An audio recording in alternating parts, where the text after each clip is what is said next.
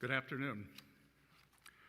Today, at President Trump's direction, the United States Treasury has begun Operation Economic Outcast, an unprecedented campaign against the Islamic Republic of Iran. In the Second World War, D-Day marked the historic beginning of a campaign with our allies to target and drive the enemy from its positions, including those in third countries. Today, in that same spirit, we are launching an economic onslaught against Iran's financial connections around the globe. Our objective is to sever every economic lifeline that sustains this tyrannical regime until Tehran stands alone. Iran's fanatics devote themselves to death to America and seek nuclear weapons to do just that. They have murdered and maimed more of our citizens and service members than any other terrorist regime on earth. And they have been at war against America, their neighbors in the Gulf, and much of the world for 47 years. President Trump has taken action that his predecessors have long deferred. And under his leadership, America is no longer managing the Iranian threat. We are ending it. Our great armed forces have laid the groundwork for achieving the president's objective of preventing Iran from ever obtaining nuclear weapons. They have shown America's resolve to finally end this threat. And the strength of America's economy under President Trump allows us to wage this sustained financial operation alongside the might of our military. Iran now faces a very clear choice with only two paths before them: complete global isolation and a subsistence economy, or a path back to normalcy with an opportunity to rejoin the global economy. Today, we are launching Operation Economic Outcast to foreclose every other option available to the Iranian regime. Treasury has mapped every node, every facilitator, and every network that Iran has used to smuggle oil and evade sanctions. Beginning today, the actions of Treasury and other agencies will tighten the noose and block every potential source of revenue that funds the IRGC and the evil Iranian regime. We are enforcing a zero-leakage approach. There will be no minimal breathing space for the regime to rebuild its capacity to inflict terror against America and the world. The final refuge of this regime is the mistaken conclusion of nations that still finance the Iranian threat in the hopes of evading it. It is no longer acceptable to operate in the gray spaces of this conflict. Countries cannot claim they are blind to enabling this activity. Iran's enablers purchase, transport its petroleum. They facilitate the flow of its finances through exchange houses and free trade zones. They welcome Iran's flights and maintain registries on its behalf. They turn a blind eye to seaborne fuel transfers and overland transits. They condone illicit use of their banks, all the while concealing the extent of their complicity. The president is making phone calls to world leaders with specific requests to cease their interactions with the regime. We are already seeing results. Over the weekend, comments from Iranian leadership clearly acknowledged the effect of this campaign, and nations that facilitate any interactions with the regime should quickly heed our message. Those who stand with the United States will reap the rewards of our partnership. Those who tether themselves to the Iranian regime should expect to share in the isolation of a withering regime. Teams from Treasury, State, and the U.S. military are now meeting with their global counterparts to tell them that the United States expects action. Every country has a defined timeline to shut down activities we have identified. If they do not take action, we will do so unilaterally through Treasury authorities. For example, every branch of Bank Melay must be shuttered and dark. And let me be clear, any entity that facilitates money laundering on behalf of Iran will be removed from the US dollar system. The clock just started ticking. The new sectoral sanctions determinations issued today target 5 of Iran's most vital lifelines that it exploits in other countries: digital assets, technology, gold, aviation, and shipping.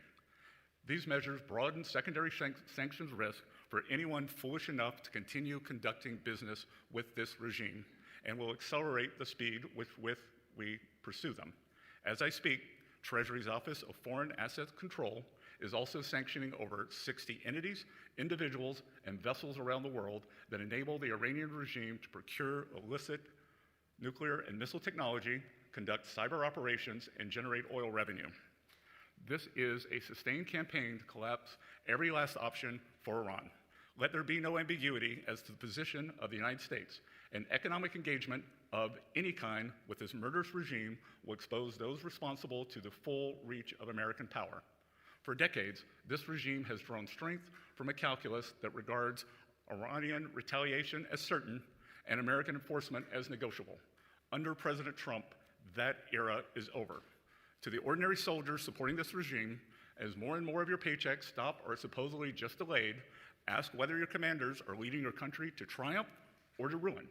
And recall that the Berlin Wall fell when ordinary soldiers decided not to shoot at their own people. And to those who enable Tehran, do not discount the cost of testing Washington's resolve. No nation should expect to enjoy the rewards of our system while helping those who seek to destroy it.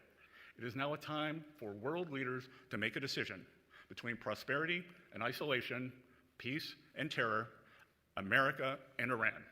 The campaign we begin today will gather force with every day that follows, and it will not end until this regime stands alone. With that, I welcome your questions.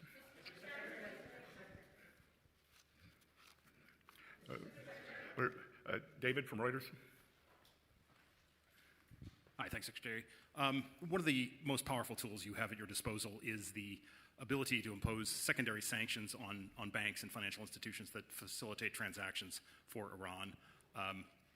Chinese banks have often been talked about being targeted, but we don't see any of those institutions targeted here.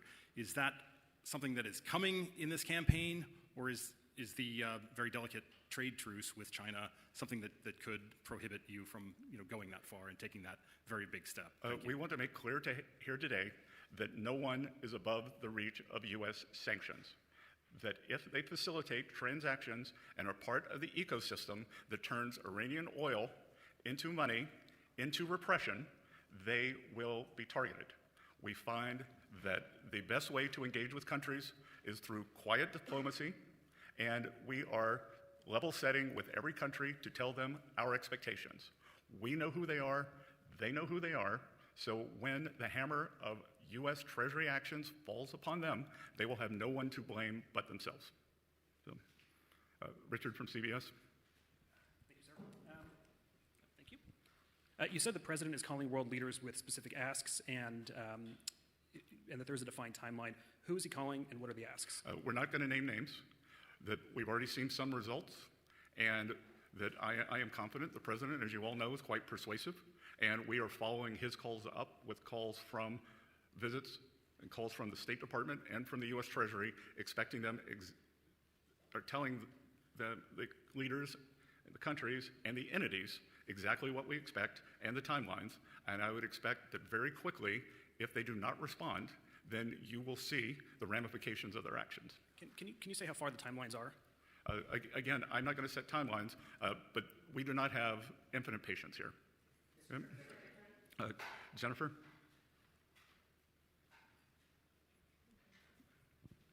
Thank you so much, Mr. Secretary. Jennifer Schonberger with Yahoo Finance. You just said moments ago that no one is above U.S. sanctions. What specific secondary sanctions or penalties is Treasury prepared to levy against Chinese banks and shipping firms if they do not comply? And then secondly, as you look to take these unprecedented sanctions, you've also said that as the Iran conflict fades and oil prices recede, that will help bring down long-term bond yields. In the meantime, you have mentioned your toolkit, and I'm curious if you are looking at reducing auction sizes for longer-term dated Treasury debt going forward, and what other actions you may consider from that toolkit. Yeah, well, why don't we work backwards? We issued the quarterly refunding announcement 2.5 weeks ago. We are going to continue with our regular program of auctions, so you will be hearing from us again at the beginning of next quarter. In terms of, as I said, every country, every entity should know that they should be prepared to face U.S. sanctions. And no one is above this. We are going to hold everyone accountable, and this is economic asphyxiation of this regime. And Jennifer, as I said, no one should test our resolve. So, Josh from New York Post.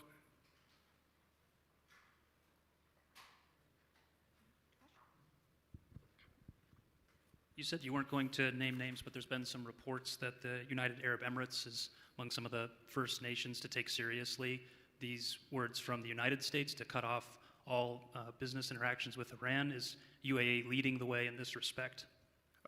I would think that the actions that they took last week were not coincident, but likely causal. And I would expect that we would see a broad array of countries taking similar actions as we continue our engagement. The UAE have been very good partners and have taken the brunt of the Iranian attacks in the Gulf. And what have these countries gotten over the years from appeasing Iran? They were subject to violent attacks. While we were bombing Iran, they were bombing them. So it shows that with this regime, appeasement does not work. And on the other side, with this regime, trying to buy appeasement will no longer work in the eyes of the United States of America. And I want to emphasize that we are spreading out across the world as we speak, that you will see a wave of sanctions when you leave this meeting today, and you should expect that cadence to continue.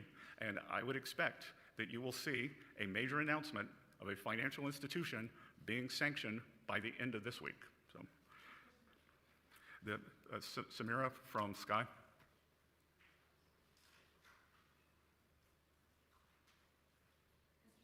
Yep. No. No. Are you? No. I'm looking for Samira from Sky. No. Hi. Does the United States and President Trump still want Canada to become a state? He did say that they're getting all the benefits of being a state without being one. I think he would like Canada to come to the table and negotiate in good faith. They were offered quite a good deal last week. They chose to reject it. Unfortunately, Prime Minister Carney rose to power on an anti-American, anti-Trump platform. I believe he was more than 20 points behind, and he seems to have gone back to his old playbook. And I think one has to ask oneself, is he trying to benefit himself, the Liberal Party, or the Canadian people? Because they were offered a very good job. So, yep. Thank you, Secretary Bessent. If I could shift to bond yields quickly. We saw them tick down today after some turbulence and going up last week. Can you tell us if there's any possibility that there will be more bond buybacks anytime soon? Again, we haven't bought a single bond yet. The next time we have an operation is September 9th. So we will see on September 9th. All right. One more. Let's see. You in the front. You described this as an economic D-Day, but D-Day wasn't a threat of an invasion, and the U.S. didn't give a timeline to Germany. So why not impose the sanctions today? Well, we are giving everyone the opportunity to remedy bad behavior. Why would I want to blow up the global financial system? We believe that it is important to level set and give people a cure period, but they should know that that will move very quickly and that we are serious. Secondary sanctions are a very powerful tool.